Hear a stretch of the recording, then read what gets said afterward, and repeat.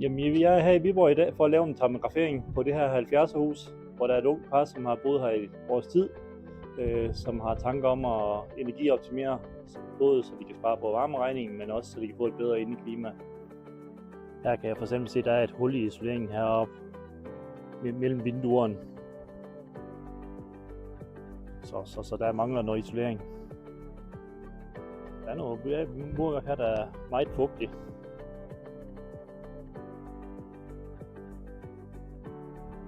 Ja, der er også flere områder her, hvor der mangler isolering.